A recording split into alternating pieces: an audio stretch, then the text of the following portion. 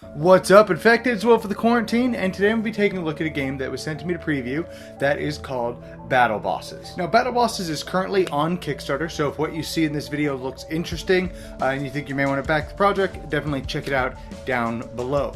The other thing I need to mention is everything you're going to see here is a Kickstarter prototype of the game, so of course it's going to be subject to change, and on top of that I only have 2 out of the 6 different bosses. I have Mechbot and Doxplosion, but then there's a couple other ones. I don't remember their names. There's like some samurai dragon, a big orc, a Cthulhu, and there's I think one other one that I don't remember what exactly it is. So what is Battle Bosses? Well, Battle Bosses is a game where all of the players are going to take control of a boss with some minions, and you're going to be stomping around this board. You're going to create a board. Depending on the number of players, the board is going to be set up a little differently, and your ultimate goal is to just beat the snot out of everybody else and be the last boss still standing. Alright, so this is basically Battle Bosses set up and ready to go. Now, again, I need to reiterate that what you see here is prototype components, so what you're going to see is going to be subject to change. So we have Doxplosion, and then we have Mechbot right here, and your ultimate goal, like I mentioned a moment ago, is to beat the snot out of your opponent. So this is going to be set up for a 2-player game. Now, the game is very, very simple to learn. On your turn, you're going to draw, or at the beginning of the game, you're going to draw 5 cards, and on your turn, you're going to roll these dice. Now, if you are the first player, you're only going to roll 3.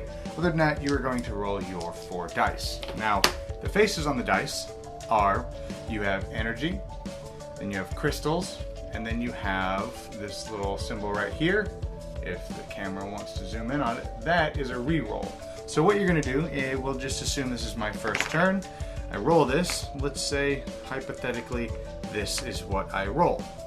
So I'm going to get 3 energy. Here's 1, 2, 3. So you're going to take 3 energy from the pool, set it over here.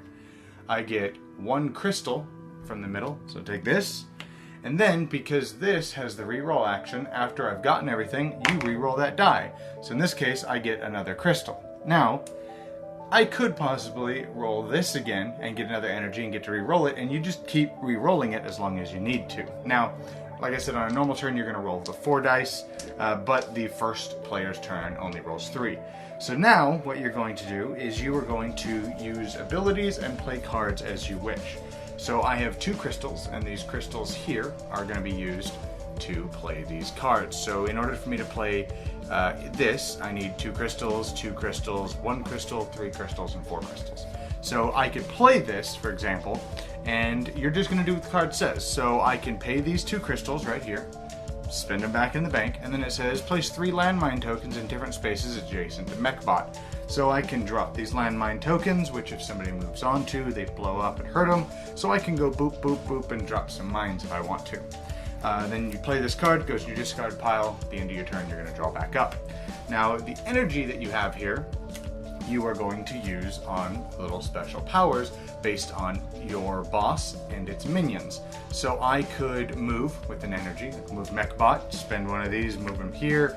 I could, as you see here, I can spend 8 and I could just drop 6 drones in Mechbot's spot. I could discard a card, spend 1, discard a card, and I can sacrifice a drone to make him a landmine. He basically plants himself in and gets ready to blow up. And then my drones also have abilities here.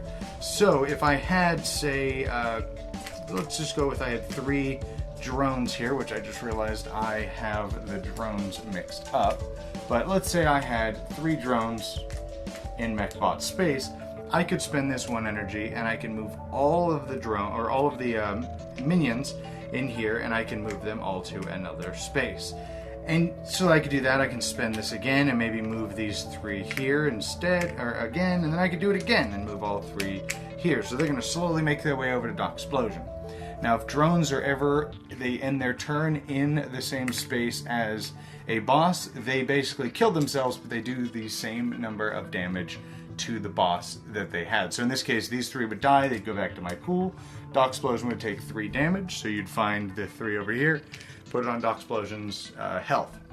if two bosses are ever in the same spot, they basically punch each other at the end of each other's turn, is really what it is. So at the end of Mechbot's turn, I would do 1 damage to Doc Explosion, and then Doc Explosion, if he ran away, they would do nothing. But if Doc Explosion stays there, she would punch Mechbot and do a point of damage back and forth. So this becomes a little brawl of tactically moving things around, dropping your drones out, positioning them where they need to go, but then these cards are where the meat and potatoes come from. So you're going to be able to play these cards here that are just usually one-time effects. You play them, they're gone, whatever. They're usually pretty good, but then you have these upgrades. These are permanent things that stay in front of you, and they're just really awesome abilities that you get to have. So in this case, if I sacrifice 1 or more drones during my turn, I just get to roll an additional die. Whenever I sacrifice a drone, deal 1 damage to a space 2 or more spaces away from it. So I turn my drones into a friggin' railgun. Now, there's a key note here. These crystals and these power tokens. These power tokens are a use or lose. You have to use all of them by the end of your turn. At the end of your turn, any you have left over goes away. Now these crystals, though, you're allowed to store them. So if I decided not to play any of my cards here, and I got these 2 crystals, or maybe I'm really wanting to gun for that railgun because that'll be an awesome, that would be really good. It gives me the range on Doc Explosion. I could just not play any cards. I can spend my energy, move drones around, make drones, maybe use one of my abilities, maybe move myself around, maybe even drop a couple landmines, block off where Doc Explosion can go. Maybe I get some drones over here and turn them into landmines, so I kind of lock Doc Explosion over in this corner. And, you know, the Mechbot has the little landmine thing here. It explains a little more in detail how they work. But then I end my turn, and then Doc Explosion takes their turn. Then comes back to me, and I roll my 4 dice.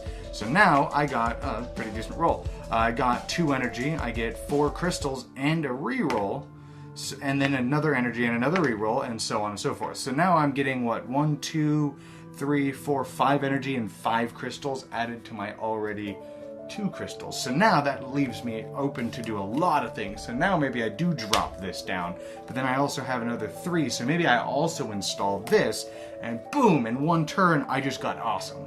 Now this is going to go back and forth until only 1 boss remains. Now the health is up here in the corner, and as you take damage, you're just going to be putting these little damage markers on here. Just to remind you, once you have damage markers equal to your health, you are removed from the game and are dead. And then at that point, whoever is still alive is going to be declared the winner. And that is how you play battle bosses. Now, this game is going to appeal to a wide audience, namely those who like games like King of Tokyo and King of New York, which you may have kind of picked up that vibe from it during the overview. And you very well should, because it definitely feels like King of Tokyo, but it's got a little bit more complexity to it in a good way. To give you an example, I don't like King of Tokyo or King of New York. I know I'm in the minority of that, but I find the games too simple, too heavily luck-based. I don't enjoy those games. But this one, where you add in those cards, you add in the big map, you add in and then with more players, the map is even bigger. You add in your minions, you add in, the dice, and the fact that you get these, the power and the crystals, and then it's up to you how you spend them. So you have to make the best out of the situation that you're given. And it's really cool because it basically takes King of Tokyo and just improves on everything. So if you like King of Tokyo, you are definitely going to like this game, because it takes, again, that King of Tokyo, a game that everybody loves, and it just improves everything on it and makes it better, in my opinion. Then when I say that this adds complexity, I don't mean that it makes it any harder to learn. This game is actually super, super simple. It's almost as simple as King of Tokyo. Really, you're just adding in cards and the minions, and that's really it. The rest of it is super, super simple. When I was reading through the rulebook to play this for preview, I read through it like 3 or 4 times because like that can't be it. I've got to be missing something. And I read through the rulebook 3 or 4 times just to make sure, okay, am I missing something? Because it was very, very simple to learn, but there's a lot of depth to the strategy of how you're going to move, where you're going to move, contingency planning. You know, okay, I'm going to store these crystals, even though yes, I could play this card, but let me store these crystals till the next round. Just let's see. Let me see if maybe I can play this. You know, again, that railgun or something obscene. Doxplosion has some really cool abilities where she just gets more awesome the more awesome she gets. Essentially, she starts installing upgrades into her, and then she gets more health on top of just really cool abilities.